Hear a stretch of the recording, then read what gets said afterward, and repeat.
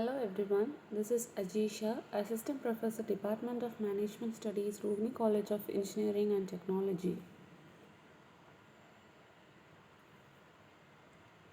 Today we will see some of the international institutions. On completion, students will be able to explain UNCTAD basic principles and major achievements, understand the role of International Monetary Fund, understand the features of IBRD, explain the advantages of WTO.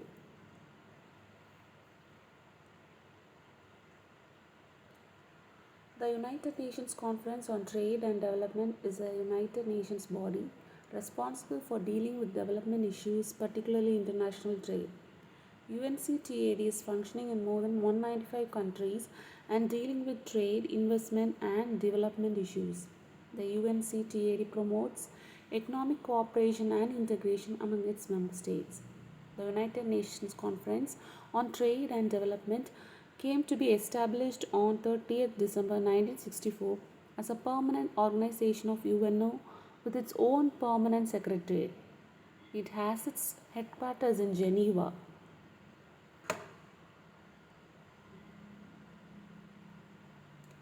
See, what are the principles of UNCTAD? The first conference held in 1964 laid down UNCTAD's action program and priorities.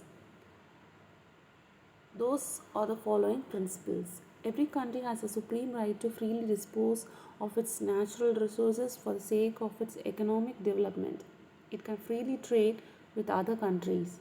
Principles of foreign equality of states, self-determination of people, and non-interference in the internal affairs are the principles which guide trade and economic relations between countries. And there shall be no discrimination on the basis of differences in socio-economic systems. The adoption of various trading methods and policies shall be consistent with this principle. So, what are the advantages of UNCTAD? First will be tariff-free classification. So, UNCTAD worked for the development of trade by reclassifying the tariff structure. In consultation with the Customs Cooperation Council, it conducted several technical studies for the purpose of developing nations. Products of developing countries were grouped to attract favorable tariff rates. Second will be integrated program on commodities. Wide fluctuations in the prices of primary products being exported by developing countries cause hardship to all of them. So, foreign exchange earnings from the export of primary products become uncertain. To stabilize the prices of primary products, UNCTAD suggested creation of buffer stock. Third will be reducing debt burden. UNCTAD reduced the debt burden of developing countries. How? Large amount of loans are obtained by underdeveloped countries from bilateral and multilateral sources. As a result, the debt servicing burden increased for the underdeveloping countries. Fourth, Commodity Development Facility. Commodity Development Facility is popularly known as second window of the integrated program on commodities. UNCTAD conference held in May 1979 at Manila strengthened this scheme. Several developing countries contributed to the creation of Commodity Development Facility. Next will be International Monetary Fund. International Monetary Fund was established at a United Nations Monetary Financial Conference, also known as Bretton Woods Conference, on 22nd July 1944. Bretton Woods Conference is a well-known conference known by everybody. So it was started as an organ under the UN system. The headquarters is located in Washington, D.C., USA. So this IMF or International Monetary Fund is responsible for promoting international monetary cooperation, facilitating the expansion and balanced growth of international trade. Role of International Monetary Fund. So this IMF has three critical missions. First one is international monetary cooperation, encouraging the expansion of trade and economic growth and discouraging policies that would harm prosperity. The next third will be IBRD. International Bank for Reconstruction and Development.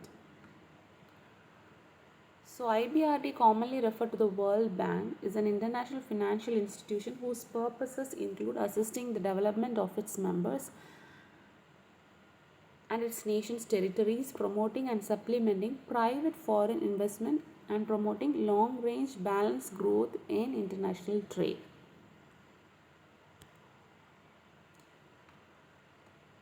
So, these are the features of IBRD.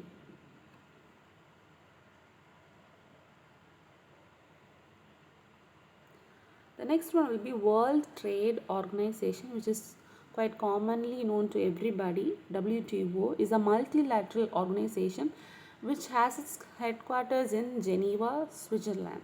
It came into existence on January 1, 1995 as a successor to the General Agreement on Tariffs and Trade, which is called as GATT. So let us see the benefits of WTO. So WTO membership provides most favored nations treatment, which means equal access for all companies of all WTO members.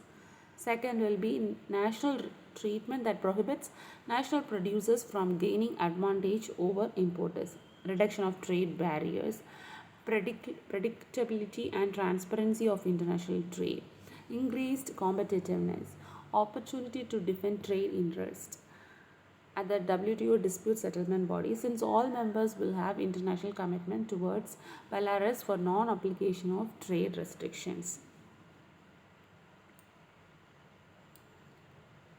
So we have seen some of the international institutions which include UNCTAD, International Monetary Fund, IBRD and WTO, World Trade Organization. Hope this video benefits you. Thank you.